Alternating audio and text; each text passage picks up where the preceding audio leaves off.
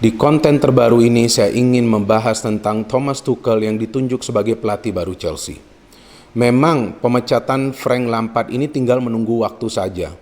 Dan setelah kalah dari Leicester, saya menunggu apakah Lampard dipecat atau tidak, ternyata belum.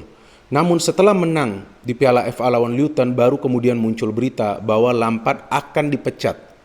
Judul beritanya akan dipecat. Baru kemudian sorenya secara resmi ada berita bahwa Lampard telah dipecat, dan kemudian baru kemarin secara resmi Tuchel ini menjadi pelatih Chelsea, dan kabarnya ya ia sudah memimpin latihan. Luar biasa ya Tuchel ini ya. Jadi artinya manajemen Chelsea juga gerak cepat. Tuchel sendiri juga tampaknya sudah dipersiapkan sebelumnya. Tapi menurut saya seharusnya nih Lampard sudah dipecat pada saat Chelsea kalah lawan Arsenal dengan skor telak 3-1. Kenapa? Karena sebelum lawan Arsenal memang Chelsea ada menang lawan West Ham, namun sebelumnya mereka kalah 2 kali berturut-turut, lawan Wolves dan juga lawan Everton. Artinya dalam 4 pertandingan terakhir Premier League tersebut, Chelsea kalah 3 kali.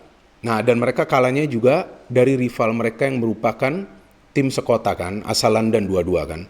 Ya, itu juga merupakan salah satu derby yang prestisius, lain juga derby antara Arsenal dan juga Tottenham Hotspur. Tapi ternyata Roman ini masih sabar walaupun kabarnya bahwa sudah ada kontak dengan calon-calon pelatih lainnya. Oke, dilanjutkan lagi kan Lampard sebagai pelatih. Namun akhirnya memang harus dilakukan pergantian, dan saya juga telah menjelaskan tentang hal tersebut di konten terakhir saya tentang Chelsea, bahwa sudah saatnya ada perubahan besar di Chelsea, dan perubahan besar tersebut dimulai dengan mengganti Frank Lampard.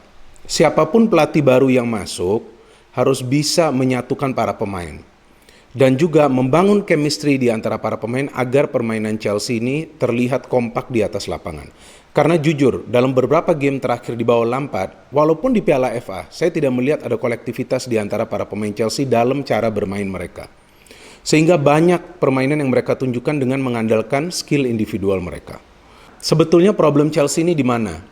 Saya agak bingung bahwa yang difokuskan adalah ke beberapa pemain yang bermain di lini depan. Tapi sebetulnya problem Chelsea ini berada bukan di lini depan. Nah, coba jawab. Nah, pasti teman-teman mungkin mengatakan lini tengah atau lini belakang. Kalau menurut saya, jelas ada di lini belakang. Awalnya, ya musim ini memang Chelsea terlihat sulit untuk meraih kemenangan secara konsisten karena banyak kemasukan gol. Bahkan dalam beberapa pertandingan mereka harus come back from behind. Dan mereka mengakhiri pertandingan tersebut dengan mencatat hasil seri. Oke, hasil seri artinya tidak kalah, tapi kemudian bagaimana meraih kemenangan? Yang pertama tentu harus bisa memaksimalkan peluang yang diperoleh dalam setiap pertandingan. Kedua, mencegah tim lawan ini untuk mencetak gol. Nah, di sini saya kira poin kedua ini Chelsea lemah. Dan itu sebetulnya sudah diantisipasi oleh Frank Lampard dengan melakukan beberapa pergantian di belakang, plus tentunya beberapa pergantian di tengah dan juga di depan. Tapi kan yang tampak lemah ini kan adalah di pertahanan. Maka itu Mendy, penjaga gawang baru, juga sekarang sudah mulai gampang atau mudah kemasukan gol. Jadi problemnya cukup kompleks di Chelsea. And then of course point number 2 yang selalu nih saya udah bosen dengerin. Pemain-pemain baru yang belum bisa beradaptasi. Ini sekarang kan sudah pertengahan musim.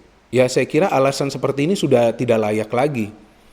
Kenapa? Karena Lampard seharusnya sudah bisa menyatukan para pemain baru ini dengan para pemain lama. Artinya apa? Ada komunikasi yang tidak jalan. Yang pertama, antara pemain baru dan juga pemain lama yang sudah berada di skuad. Tentu pemain-pemain baru ini menggeser posisi beberapa pemain lama. Nah, ini diterima atau tidak oleh para pemain lama tersebut? Nah, ini adalah tugas dari pelatih untuk menyatukan mereka. Pertama, dari sisi non-teknis. Kemudian menyatukan mereka dari sisi teknis di atas lapangan. Bagaimana caranya? Strateginya harus jelas. Menyerang. Taktiknya bagaimana? Kalau hanya mengandalkan crossing dari kiri ke tengah, dari kanan ke tengah, dari tengah ke depan, ya akan sulit bagi para pemain untuk menyatu secara kolektif. Anyway, Lampard sebetulnya tidak buruk kinerjanya. Buktinya musim lalu kan ia bisa mengakhiri musim kompetisi dengan berada di top 4 zone dan membawa Chelsea qualify bermain di UEFA Champions League musim ini. Dan mereka masih akan bertanding nanti lawan Atletico Madrid. Tapi problemnya, Lampard sudah mencoba segala cara untuk merubah performance Chelsea tapi tidak berhasil. So it is time for Lampard to go out. Dan oke, ia dipecat, ia terima juga saya kira pemecatan tersebut, walaupun kronologinya saya baca di beberapa pemberitaan, ia ketemu dengan Roman Abramovich terlebih dahulu sekitar 30 menit, baru kemudian ia diinformasikan bahwa ia telah diberhentikan sebagai pelatih Chelsea. Kabarnya seperti itu, kita tidak akan tahu apa sebenarnya yang terjadi. Kemudian Tuchel ini dapat kontrak 1,5 tahun. Ya kan, siapa ini Tuchel? Yang kita selalu kaitkan Tuchel ke pekerjaannya di Paris Saint-Germain dan yang membawa Paris Saint-Germain hingga ke final UEFA Champions League musim lalu. Oke, and then Paris Saint-Germain menjadi rajanya Prancis. Ya wajar, karena mereka punya pemain-pemain yang berkualitas. Neymar, Mbappe ada di sana, Di Maria ada di sana, Verratti ada di sana, Keylor Navas ada di sana. Jadi secara domestik mereka aman-aman saja, ketika bermain di Champions League bisa full concentration. Ini kan beda dengan tim-tim di Premier League. Oke, ia sukses juga di Dortmund, tapi tidak pernah membawa juara. Yang diinginkan oleh manajemen klub itu kan adalah hasil akhirnya seperti apa. Di era sepak bola modern saat ini, seperti yang dikatakan oleh Pep Guardiola, bahwa ide dan juga proyek itu sekarang sudah tidak berarti.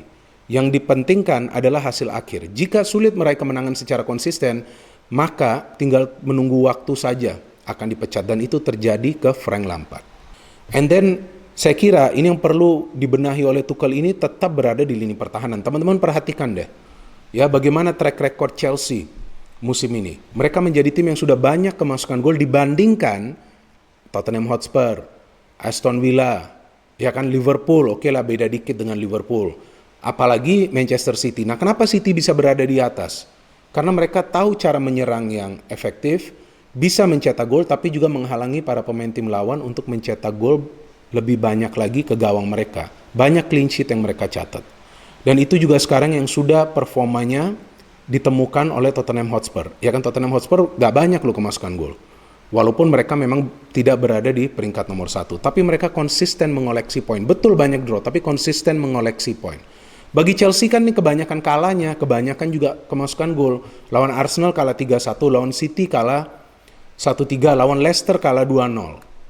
Ya kan, lawan Wolves kalah 2-1, lawan Everton kalah juga. Jadi ini begitu banyak kekalahan dengan kemasukan beberapa banyak gol, tentu menjadi catatan yang perlu dibenahi oleh Thomas Tuchel. Nah, saya kira jika ia tidak bisa benahi performance para pemain secara individu terlebih dahulu di lini pertahanan, maka tetap saja ia bisa gagal seperti apa yang sekarang kita lihat di track record Frank Lampard. Dan juga kita tahu memang ada pemain yang pernah ia bekerja sama sebelumnya, seperti Thiago Silva di defense, kemudian Pulisic yang berada di sektor penyerangan, tapi tidak semudah yang kita pikirkan. Lagi-lagi saya jelaskan. Ini adalah tugas yang berat bagi Tuchel dan ia mengambil alih di tengah musim saat sekarang Chelsea berada di mid-table peringkat nomor 10. Saya lihat ya tadi pagi di klasemen sementara English Premier League. Bagaimana ia bisa membawa Chelsea ini berada di top 4 zone, yaitu dengan lebih banyak mengoleksi poin. Ya lihat saja Arsenal kan, menang lagi lawan Southampton 1-3. Belum kalah loh Arsenal dalam 6 pertandingan terakhir English Premier League. Dan dari 6 pertandingan English Premier League mereka 4 kali catat clean sheet. Mereka hanya kemasukan 2 gol. Lawan siapa? Lawan Chelsea dan lawan Southampton dini hari tadi. Jadi itu dia, menghalangi tim lawan untuk mencetak gol. Itu juga kunci strategi yang ditemukan oleh Jurgen Klopp sehingga ia bisa membawa Liverpool menjadi juara di kompetisi domestik dan juara di Eropa. Bagaimana? Dengan membeli Van Dijk. Jadi saya memberikan hanya 50% persentase kepada Tuchel, di mana ia bisa nantinya membawa Chelsea ke peringkat nomor 4. 50% saja. Ini pekerjaan yang berat bagi Tuchel. Dan jika ia gagal, ya bisa jadi ini akan menjadi catatan yang buruk dalam CV-nya. Karena ia sudah sebetulnya memiliki pemain-pemain yang qualified. Dia kan materi pemain Chelsea bagus-bagus saja. Kecuali itu dia yang saya bilang, kelemahan yang berada di lini pertahanan. Perlu pemain baru yang benar-benar solid. Ya, masih ada beberapa hari lagi nih kan, sebelum Januari berakhir. Bisa saja nanti mereka membeli pemain di lini pertahanan. Kita tunggu saja bagaimana performance Chelsea nanti ya, lawan Wolves. Saya tidak tahu apakah Tuchel sudah bisa mendampingi tim atau tidak. Tapi yang saya baca beritanya, ia sudah menjalani sesi latihan bersama timnya. No hate, only football, salam sepak bola.